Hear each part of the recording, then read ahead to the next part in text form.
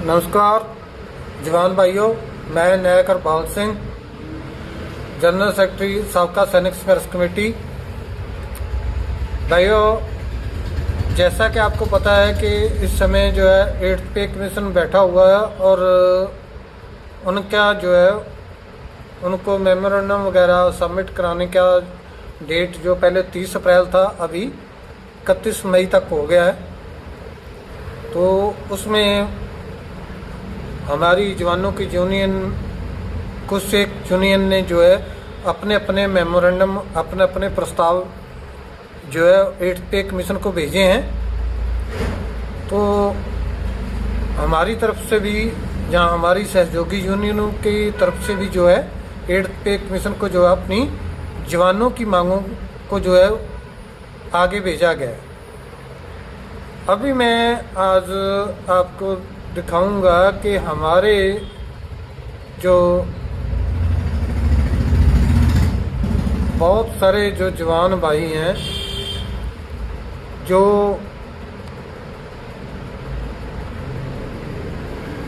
Journal Satbir, Indian ex serviceman movement,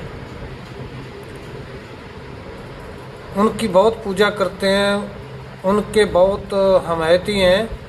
तो आज मैं आपको उनका जो मेमोरेंडम उन्होंने 8th पे कमीशन को सौंपा है, तो उसके बारे में बात करूंगा। सबसे पहले मैं आपको उनका जो है भेजा गया मेमोरेंडम वो दिखा देता। जी देखिए, इंडियन एक्स सर्विसमैन मूवमेंट, और जो है 8th पे कमीशन को जो है फॉरवर्ड किया गया है 24 अप्रैल 2026 को।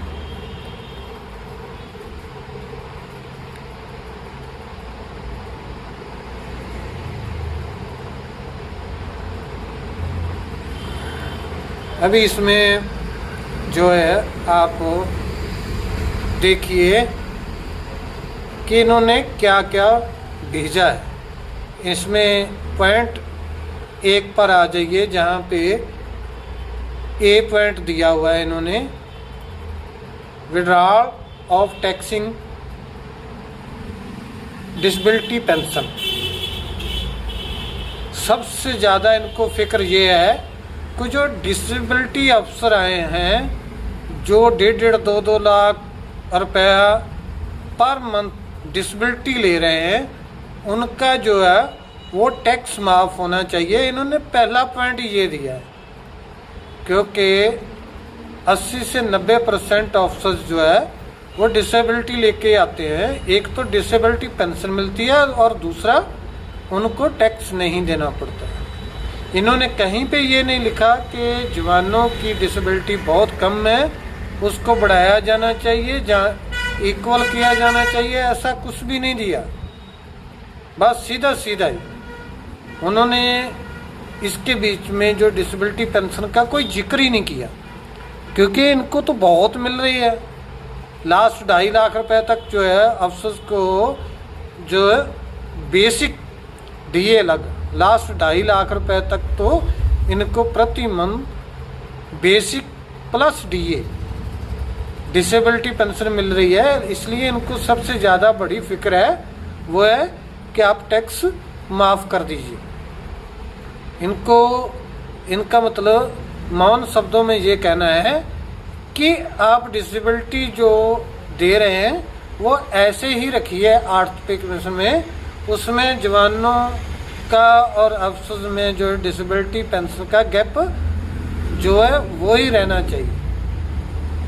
अच्छा, ये बात आप समझ गए कि कैसे इन्होंने डिसेबिलिटी के ऊपर धोखा दिया है। नंबर 2 पे आ जाइए जी, है टर्म्स ऑफ रेफरेंस TOR। तो इन्होंने क्या किया है, इन्होंने इसके अंदर ये लिखा है, देखिए कितनी बड़ी डिमांड रख रहे हैं, कितनी बड़ी डिमांड रख रहे हैं, और मेरे ख्याल से जवानों के लिए तो बेहद ज़्यादा, बहुत ज़्यादा बड़ी है। उसमें देखिए इसने क्या लिखा है, इसने ये लिखा है कि जो ECHS के लिए जो हम कंट्रीब्यूट करते हैं जो पैसा, वो नहीं होना चाहिए। उसको रद्द करना चाहिए। और मेरे ख्याल से आज तक कभी किसी जवान ने ये मांग नहीं उठाई है कि ये पैसा नहीं कटना चाहिए, किसी जवान ने ये मांग नहीं की है। लेकिन इन्होंने बहुत बड़ी डिमांड रख दी कि भाई वो पैसा नहीं कटना चाहिए जो पेंशन आते समय कटना चाहिए, जो पेंशन आते समय कटता है। तो मतलब ये है कि इनको लिए यही बहुत बड़ी डिमांड है। और जो जवान सोचते हैं कि जनरल सतबीर हमारे लिए जो है वो फाइट कर रहा है, हमारे लिए संघर्ष कर रहा है, ये है चेहरा उनका, देख लीजिए, अच्छे तरीके से पढ़ लीजिए, आपको दिखा रहा हूँ साथ साथ।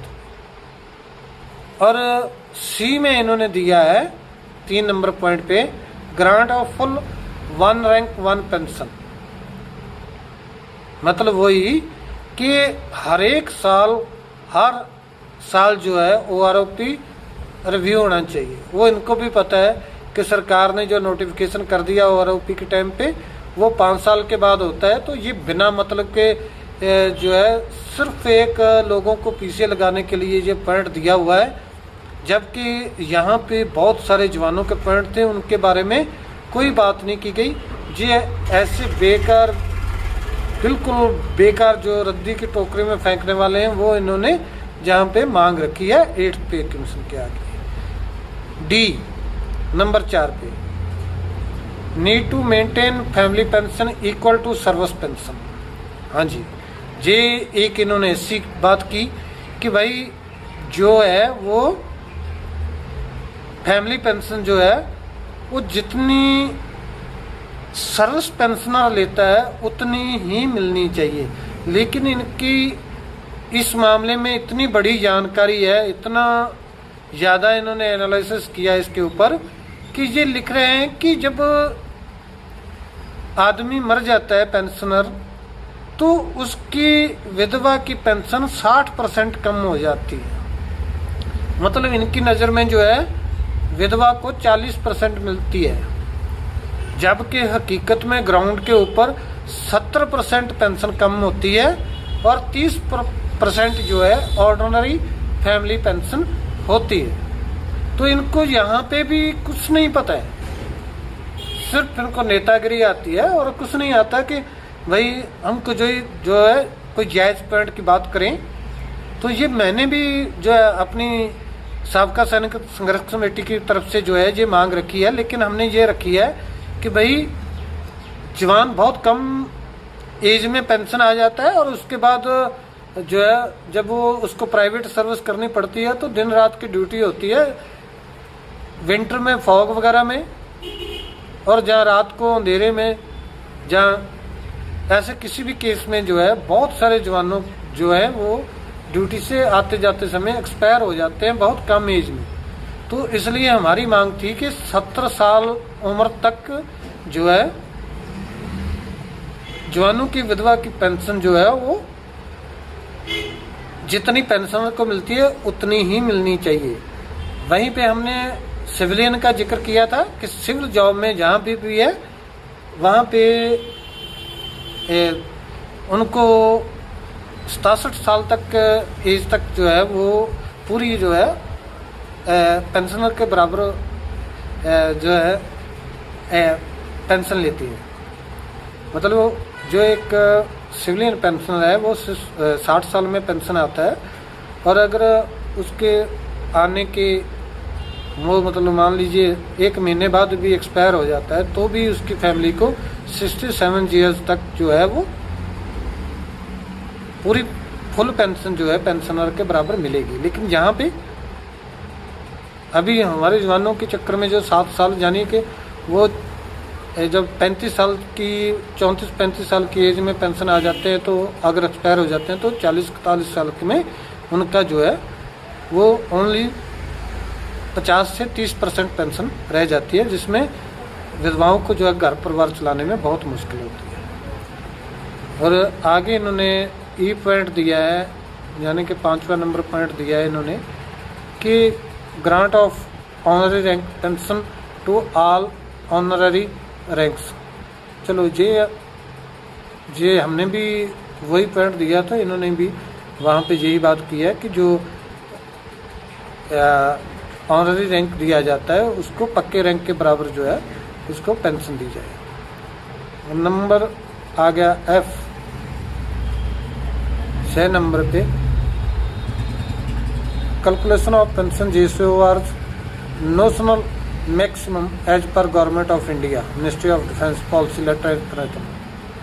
तो यहाँ पे इन्होंने जो है वो JCOR की पेंशन बढ़ाने की नहीं बात की, इन्होंने बोला है कि नोशनल पेंशन के आधार पर जो है वो इनकी फिक्सेशन की जाए, जबकि इनको यहाँ पे बात करनी चाहिए थी कि जो है जवानों की JCO की पेंशन जो है वो बहुत कम है और अभी तक उनकी पेंशन में कोई ज़्यादा बढ़ोतरी नहीं की गई है, तो उनको भी अफसर की तरह जो है उसी परसेंटेज में जो है बेसिक पे के ऊपर बढ़ानी चाहिए। लेकिन यहाँ पे इन्होंने जवानों को गोल गोल घुमा दिया है। आगे आ गया 8 नंबर पे रिजर्विस्ट पेंशन। तो इन्होंने क्या कहा है इसमें कि 2/3, तो 2/3 जो जैसा कि इंडिया गवर्नमेंट की पॉलिसी है उसमें जो है वो 2/3 की जो है वो रिजर्विस्ट को पेंशन मिलती है सिपाही की, और उसमें जो है ये रिजर्विस्ट ये केस जीत भी चुके हैं, लेकिन सरकार ने पहले हाई कोर्ट में और फिर इसको सुप्रीम कोर्ट में चैलेंज किया हुआ है, जबकि गवर्नमेंट पॉलिसी जो ये बात कहती है कि 2/3 उनको मिलना चाहिए, और 2/3 का ही उन्होंने केस जीता है, उसमें कोई ज़्यादा नहीं है। और फिर सबसे बड़ी बात यह है कि रिजर्विस्ट जो है देश के लिए 3 लड़ाइयाँ लड़ चुके हैं, तो ये सरकार की तरफ से पूरा धोखा है, उनके साथ भेदभाव है। तो हमने भी ये इसके अंदर पॉइंट दिया हुआ था कि रिजर्विस्ट को ज़्यादा से ज़्यादा 2/3 ही नहीं, उनको और ज़्यादा बेनिफिट दिया जाए जो उनका हक बनता है, क्योंकि उन्होंने 3 लड़ाई देश के लिए लड़ी हुई है। तो ये था इंडियन एक्स सर्विसमैन मूवमेंट का जो है 8th पे कमीशन के ऊपर। जबकि हमारी मांग क्या है, ये हमारा जो हमने 8th पे कमीशन में भेजा है उसके अंदर है, तो हमारी मांग जो है सबसे पहले ही है military service pension, military service पे। तो इसका इन्होंने कोई जिक्र नहीं किया, क्योंकि उनको तो 15.5 मिल रही है, उनको क्या चक्कर है। उसके बाद नंबर 2 है डिस्क्रिमिनेशन इन 7th पे कमीशन। जनरल सचिव ने इसके बारे में भी कोई जिक्र नहीं किया, क्योंकि जैसे 7वें पे कमीशन के अंदर जो है पे कमीशन द्वारा जवानों के साथ भेदभाव किया गया, उसका हमने पूरा डिटेल दिया है कि किसको क्या दिया गया है। जैसे जवानों को 2.57 तक 2.57 का फिक्स फार्मूला दिया गया, और जबकि अफसर्स को 2.81 तक का फार्मूला दिया गया। और देश में ये पहली बार हुआ और वर्ल्ड में भी ये पहली बार हुआ। उसके बाद आ गया डिसेबिलिटी पेंशन में भेदभाव, जिसपे भी हमने अपने मांग पत्र में जो है वो 8th पे कमीशन को भेजा है कि जवानों और अफसर्स की डिसेबिलिटी पेंशन एक बराबर होनी चाहिए, जितने % वो डिसेबल है, डिसेबल की परसेंटेज के आधार पर पेंशन जो है फिक्स की जाए। उससे आगे आती है जवान्स विडो पेंशन। ये जैसे कि मैं पहले बात कर रहा था, आप पढ़ सकते हैं, हमने लिखा हुआ है कि 70 साल की उम्र तक उनको जो जवानों की फैमिली है उनको एनहेंस्ड फैमिली पेंशन दी जाए, जो कि सर्विस पेंशन जो सर्विस पेंशनर होता है उसकी पेंशन के बराबर होती है। उसके बाद आ गई सर्विस पेंशन। हमने सर्विस पेंशन का भी कैलकुलेशन करके भेजा है कि भाई अफसर्स को आपने बहुत ज़्यादा कंटिन्यू बेनिफिट दिए हैं, जबकि जवानों के साथ भेदभाव किया है, तो ये सभी भेदभाव दूर करके जवानों को जो है वो इस बार, जैसे पिछली बार अफसर्स को 2.81 का फार्मूला दिया गया था, इस बार जो है जवानों को ज़्यादा बड़ा फार्मूला दिया जाए और अफसर्स को कम बेनिफिट दिया जाए। उसके बाद आ गया एक रैंक एक पेंशन, और एक रैंक एक पेंशन का भी हमने यहाँ पे जिक्र किया है। तो उसमें हमने ये 6 नंबर पॉइंट पे दिया है कि जितने भी जवान जो है प्रीमेच्योर रिटायरमेंट आते हैं जो, तो उनको भी जो है एक रैंक एक पेंशन का लाभ मिलना चाहिए। लेकिन जनरल सुखबीर ने उसका कहीं जिक्र नहीं किया। उसके बाद 7 नंबर पॉइंट है हमारा regarding giving benefit of grade 2 officers to JCO. जो जेसीयू हैं वो ग्रेड 2 गजटेड ऑफिसर हैं, तो उनको सिविल के ग्रेड 2 गजटेड ऑफिसर के बराबर ही सभी सुविधाएं मिलनी चाहिए। लेकिन इस समय जेसीयू को कोई ग्रेड 2 गजटेड ऑफिसर के बराबर सुविधा नहीं मिल रही है। वहीं पे जेसीयू को जो है एक रैंक एक पेंशन में भी कोई लाभ नहीं दिया गया, इसलिए हमने उसके बारे में भी लिखा है कि उनको लाभ दिए जाए। उसके आगे ऑनररी रैंक पेंशन। तो ऑनररी रैंक में पेंशन में बारे में भी जैसे मैं हमने बताया था, हमने क्लियर लिखा है कि जो उनका परमानेंट रैंक के बराबर जो है ऑनररी रैंक को उसके बराबर पेंशन दी जाए। आगे रिजर्व पेंशन हमने दिया है कि रिजर्व पेंशन का भी वही दिया है कि भाई जो सरकार है 2/3 का जो फैसला पहले AFT ने फिर हाई कोर्ट ने दिया, आपने सुप्रीम कोर्ट में चैलेंज किया, जबकि पॉलिसी वही कह रही है और गवर्नमेंट पॉलिसी के हिसाब से ही लागू किया गया था, तो वो नहीं उनको जो है मिलना चाहिए। और प्लस उनको देशभक्ति की जो उन देश के लिए लड़ाई लड़ी है उसको एक्स्ट्रा बेनिफिट दिया जाए। उसके बाद आ गया 10 नंबर पे हमने यहाँ पे क्लियर किया है कि आर्मी अफसर जो है वो नॉट एलिजिबल फॉर OROP, वो एक रैंक एक पेंशन के हकदार ही नहीं है। और इसके बारे में भी हमने पूरी डिटेल दी हुई है कि कैसे वो हकदार नहीं है। और उसके आगे है regarding cancellation of Agniveer scheme. तो हमने जो है अग्निवीर स्कीम लागू जो की गई है सरकार की, उसके बारे में भी यहाँ पे लिख के भेजा है कि इसको कैंसिल किया जाए और जो जवान पहले की तरह जो है रेगुलर भर्ती किए जाए। और जो है